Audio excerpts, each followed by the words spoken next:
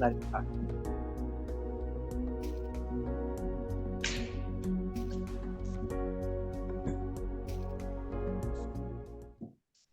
Assalamualaikum warahmatullahi wabarakatuh. Selamat datang kami Waalaikumsalam ucapkan warahmatullahi. kepada pengunjung STAN SMA 5, di mana kami di sini menyediakan beberapa stand, yaitu yang pertama pendahuluan, asesmen, pelaksanaan pembelajaran, dan refleksi, dan tindak lanjut. Nah, baiklah, pada stand-stand nantinya, kita akan menemukan para ahlinya, yaitunya di pendahuluan namanya ada Kak Nikita Suryani. Halo Kak Nikita. Dan kedua, materi itunya stand assessment, kita akan menemukan pemateri yaitunya Kakak Muhammad Rais. Halo Kak Rais. Halo Kak Yudi. Dan untuk stand yang ketiga, yaitunya pelaksanaan pembelajaran. Kita menemukan yaitu yang bernama Mbak atau Ira. Halo Mbak Ira. Dan untuk stand terakhir, yaitunya ada stand refleksi dan tindak lanjut. Kita akan menemukan Kak Fadli. Halo Kak Fadli. Nah, baiklah. Untuk di stand-stand tersebut, nanti akan langsung dijelaskan apa isi dari stand tersebut. Dan mengunjungi stand tersebut, harus perhatikan dengan jelas. Jangan ada yang salah paham, karena miskonsepsi kesalahpahaman bisa menimbulkan atau merusak lingkungan yang ada di sekitar kita. Langsung saja, kita mengunjungi stand pertama, yaitu stand pendahuluan. Hai, selamat siang Kak Nikita. Halo, baik, di stand pendahuluan ini kita akan mempelajari apa-apa saja masalah yang terjadi dalam praktik pembelajaran atau listening study pada kelas 10 E3. Di mana untuk masalah yang kita ambil ini berada di 10 E3 di SMA Negeri 5 Padang. Di mana masalah yang pertama yang kita temui itu yang pertama adalah kurangnya minat belajar peserta didik untuk mengikuti pembelajaran. Peserta didik cenderung menyukai pembelajaran tertentu yang hanya mereka senangi saja. Jadi di sini kurangnya minat peserta didik ini menggolongkan beberapa pembelajaran atau bidang studi, di mana ada beberapa mata pelajaran yang disuka dan ada beberapa mata pelajaran yang kurang disuka. Mata pelajaran yang kurang disuka itu memiliki dampak atau efek dengan kurangnya minat peserta didik untuk mengikuti pembelajaran. Lalu yang masalah yang kedua yang ditemui selama praktek pembelajaran itu peserta didik juga ketergantungan dengan smartphone yang dimilikinya. Sering didapati peserta didik yang menggunakan smartphone pada proses pembelajaran. Untuk masalah yang kedua ini adalah masalah yang rata-rata memang sering kita jumpai selama proses pembelajaran. Dengan perkembangan abad 21 dan dengan kecanggihan teknologi, setiap orang pada masa ini telah menggunakan smartphone. Jarang bagi peserta didik yang memang tidak memiliki smartphone. Hal itu mengakibatkan beberapa masalah, di antaranya perizinan memperbolehkan peserta didik membawa smartphone, memberikan dampak smartphone digunakan selama proses pembelajaran. Yang menjadi permasalahan, smartphone yang digunakan ini diakses bukan untuk tujuan pembelajaran pada saat sekarang itu, tapi untuk mengakses hal-hal lain seperti games ataupun chattingan dengan rekan-rekan lainnya. Yang ketiga itu masalah yang ditemui adalah belum terlaksananya pembelajaran yang berpusat pada peserta didik. Praktek pembelajaran di 10E3 itu masih berpusat pada guru, di mana masih guru yang menyuapi satu persatu materi kepada peserta didik. Peserta didik banyak yang kurang aktif dan belum ingin memberikan pendapat atau beberapa saran atau kritik dengan diam saja ketika diskusi. Hal ini tentu berbeda dengan apa yang dituntut dengan kurikulum merdeka. Lalu apa sih solusi yang diberikan atas permasalahan praktek pembelajaran tersebut? Yang pertama ada beberapa solusi yang dapat kita jadikan sebagai solusi untuk permasalahan yang kita hadapi. Yang pertama, dengan model metode pembelajaran atau strategi yang beraneka ragam yang berpusat pada peserta didik. Di sini kita harus berpusat kepada model, media, dan strategi pembelajaran yang memang sesuai dengan karakteristik peserta didik, sesuai dengan karakteristik dan kebutuhan serta sarana dan prasarana yang ada di sekolah. Yang kedua, kelas adalah tempat untuk siswa belajar. Rata-rata kelas dijadikan tempat melakukan aktivitas. Jadi solusinya itu kelas harus menjadi tempat yang menyenangkan. Lalu yang ketiga, kita harus dapat menjadikan peserta didik aktif dan kreatif. Bagaimana caranya? Bisa jadi dengan penggunaan beberapa media pembelajaran yang memang menyenangkan, seperti video, games, atau berupa hal-hal lainnya. Atau bisa juga kita melakukan pembelajaran di luar kelas.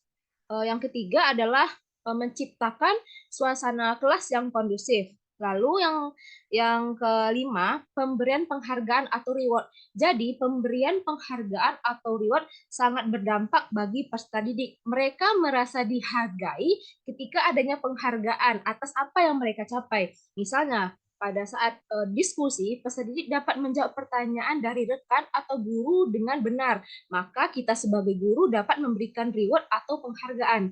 Reward dan penghargaan ini tidak harus berbentuk objek atau tidak berbentuk barang atau benda. Bisa juga dalam bentuk ucapan, misalnya hebat sekali, luar biasa, amat menakjubkan. Bisa juga diberikan reward seperti kata-kata motivasi atau yang lainnya. Selain itu, kita juga dapat memberikan solusi dari permasalahan praktek pelaksanaan pembelajaran listening study kelas 10E3 ini dengan pembelajaran berdiferensiasi, TAR, dan juga CRP. Hanya itu yang dapat disampaikan oleh stand pendahuluan. Saya kembalikan kepada moderator.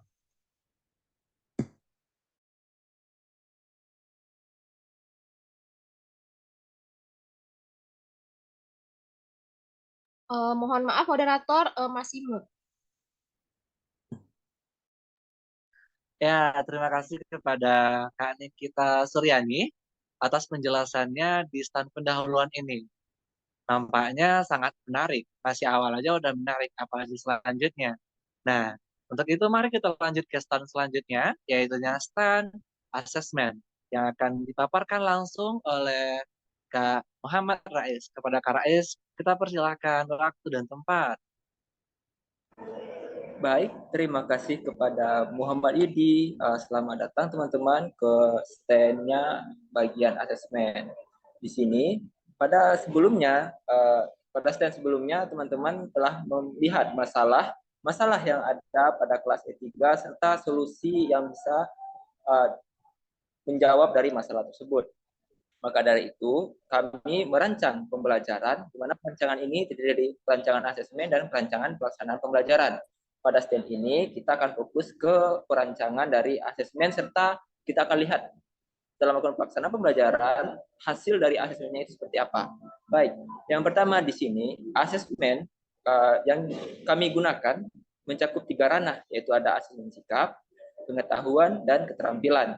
Di mana asesmen sikap itu melihat elemen profil pelajar Pancasila yang 6 itu: berakhlak, mandiri, kreatif, bergotong royong, berkebinekaan global, dan bernalar kritis. Lalu bentuk asesmennya adalah observasi dari guru model dan observer. Lalu instrumen untuk asesmen sikap adalah instrumen lembar observasi. Yang kedua ada asesmen pengetahuan. Di sini mencakup elemen pemahaman dari TP yang akan dipelajari. Bentuk asesmen itu tes tertulis serta instrumennya berbentuk soal esai. Yang ketiga ada asesmen keterampilan. Asesmen keterampilan ini meliputi elemen keterampilan berbentuk presentasi, lalu instrumen asesmennya adalah lembar presentasi. Untuk hasil asesmen mungkin bisa digeser ke bawah.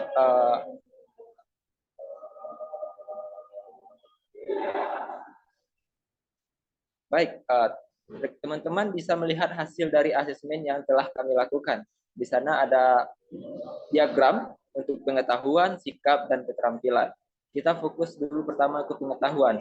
Dari asesmen pengetahuan, memperlihatkan hasil untuk asesmen pada pelaksanaan pembelajaran di kelas E3. Total peserta didik yang hadir dalam pelaksanaan pembelajaran adalah 36 peserta didik. hasil yang didapat adalah 80,56% itu berkategori sangat baik dan 19,44 berkategori baik dengan rata-rata nilai pengetahuan untuk lokal E3 adalah 83,42. Selanjutnya, pada asesmen sikap didapat hasil dengan presentasi dari 36 total siswa, 83,33% itu berkategori sangat baik dan 16,67% berkategori baik. Lalu untuk keterampilan, di sini kami menilai presentasi kelompok. Kami lihat di sini dari 36 siswa di kelas E3 itu 86,11% itu berkategori baik, sangat baik, dan 13,8%-nya berkategori baik. Baik, itulah rancangan dan hasil asesmen yang telah kami lakukan pada pembelajaran E3. Mungkin teman-teman apabila ada pertanyaan mengenai desain, asesmen dan hasil asesmen, silakan tinggalkan jawabannya di stand ini. Terima kasih, saya kembalikan ke moderator. Nah, terima kasih Kak Rais. Kelihatannya pembahasan di asesmen ini sangat menarik gitu. Dan tidak kalah menariknya dari stand yang pertama. Nah, gimana? Masih penasaran kan untuk lanjut ke stand selanjutnya? Langsung saja kita ketemu dengan Mbak Ira. Hai Mbak Ira. Nah, Mbak Ira ini akan memaparkan mengenai pelaksanaan pembelajaran. Nah, silakan Mbak Ira, kami akan mendengarkannya. Oke, baiklah. Di sini saya, Hatwa Hira, akan menjelaskan tentang pelaksanaan pembelajaran yang telah kami lakukan di SMA Negeri 5 Padang di kelas 10E3. Oke, sebelum melaksanakan pembelajaran itu biasanya kami merencanakan dulu pelaksanaan pembelajarannya. Kita mulai dari model pembelajaran yang akan digunakan untuk kegiatan pembelajaran. Untuk di sini kami memakai model pembelajaran kooperatif. Pendekatannya saintifik dan metodenya itu ada tanya jawab, diskusi, dan presentasi. Oke, untuk pelaksanaan pembelajaran itu dibagi menjadi 3, yaitu pertama ada pendahuluan, kegiatan inti, dan kegiatan penutup. Untuk kegiatan pendahuluan di sini terdiri atas 5 kegiatan. Yang pertama itu ada menyiapkan peserta didik secara fisik dan psikis. Untuk kelas E3 itu pembelajarannya itu pagi di jam pertama. Di sini peserta didik disiapkan terlebih dahulu, ada pengambilan absen, berbaca doa. Untuk literasinya nggak ada karena di sini kelasnya pembelajarannya hari Senin, jadi upacara bendera terlebih dahulu. Jadi persiapan peserta didiknya cuma mengambil absen dan membaca doa. Lalu ada apresiasi. Nah, apresiasi diberikan kepada peserta didik. Setelah apresiasi, lalu ada motivasi. Nah, motivasi di sini bisa berupa pemberian video, kami berikan video, ataupun berupa pemberian gambar. Atau juga bisa melalui cerita tentang pembelajaran yang berkaitan dengan kehidupan sehari-hari. Nah, ini menyangkut tadi ke sistem yang pembelajaran kultur responsif pedagogi, ya. Jadi kebudayaan yang kita masukkan ke motivasi. Selanjutnya, pendidik itu menyampaikan tujuan pembelajaran. Tujuan pembelajaran disampaikan di awal dan dilanjutkan dengan cakupan materinya apa saja. Lanjutkan dengan kegiatan inti. Pada kegiatan inti, nanti pendidiknya bakalan menyampaikan informasi tentang pembelajarannya. Setelah informasi diberikan, lalu mengkoordinasi peserta didik dalam kelompok belajar. Di sini peserta didiknya dibagi menjadi beberapa kelompok didasarkan pada dapat dilihat itu pada gambar kegiatan di lapangannya. Itu tempat duduknya di kelas E3 itu tempat duduknya letter U. Nah, itu lebih mudah mengkoordinasi peserta didiknya. Jadi kita membaginya kelompoknya berdasarkan tempat duduk saja, belum berdasarkan tingkat kemampuan peserta didik. Oke, dilanjutkan dengan membimbing kelompok. Nah, di sini membimbing kelompok nanti pendidiknya bakalan berjalan nanti ke masing-masing meja kelompok untuk langsung membimbing peserta didiknya untuk mengerjakan LKPD. Dilanjutkan dengan mengevaluasi hasil pembelajaran peserta didik dan memberikan apresiasi terhadap hasil pembelajaran peserta didik. Nah, untuk evaluasi nanti masing-masing kelompok itu mengumpulkan dari tugasnya, lalu dia bakalan diberi kesempatan untuk presentasi ke depan. Nah, lalu setelah presentasi bakalan diberi apresiasi kepada kelompok yang terbaik. Nah, dapat dilihat di sana di kegiatan lapangannya, itu pada apresiasi itu pendidik memberikan berupa hadiah kepada peserta didik yang memiliki nilai paling tinggi gitu. Dilanjutkan dengan kegiatan penutup. Kegiatan penutup ini nanti ada menyimpulkan pembelajaran, memberikan umpan balik, pemberian tugas, lalu menginformasikan kegiatan berikutnya. Oke, setelah tadi diapresiasi peserta didiknya, lalu pendidik bakalan menyimpulkan pembelajaran pada hari itu. Setelah disimpulkan, nanti pendidik bakalan memberikan umpan balik kepada peserta didik terkait pembelajaran pada hari itu. Lalu diikuti dengan pemberian tugas. Pemberian tugas ini untuk dikerjakan oleh peserta didik di rumah ya, atau biasa disebut dengan PR. Setelah itu baru pendidiknya menginformasikan kegiatan berikutnya atau kegiatan untuk minggu depannya. Jadi pendidik akan memberitahu minggu depan kita bakalan materi apa yang akan dipelajari dan meminta peserta didik mempersiapkan terlebih dahulu materi tersebut. Oke, untuk kegiatan lapangannya itu sudah sesuai dengan rencana pelaksanaan pembelajaran. Di sini terkendalanya cuma di kegiatan mengkoordinasi peserta didik dalam kelompok belajar. Seharusnya kalau berdasarkan tadi solusi itu kan mengelompokkan peserta didik berdasarkan tingkat capaian yang dari masing-masing peserta didik. Tapi kendalanya di sini kalau mengkoordinasikan peserta didik berdasarkan tingkat capaiannya itu agak susah. Jadi di sini supaya waktunya tidak terlalu banyak terpakai, jadi pendidik cuma mengkoordinasikan peserta didiknya kelompoknya berdasarkan tempat duduk saja.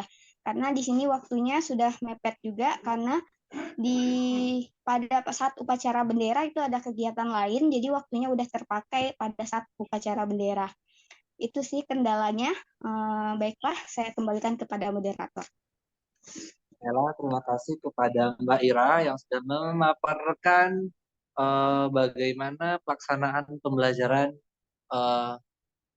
di SMA Negeri 5 Padang. Nah, selanjutnya kita masuk ke stand terakhir. Ini stand yang akan membahas mengenai refleksi dan tindak lanjut terhadap pembelajaran yang dilaksanakan. Nah, di sini kita akan menemukan atau bertemu dengan ahlinya yaitu Kak Fadli. Dan ini adalah stand terakhir, jadi jangan lewatkan sedikit pun momen bersama mentor terbaik kita. Ya Kak Fadli, silakan untuk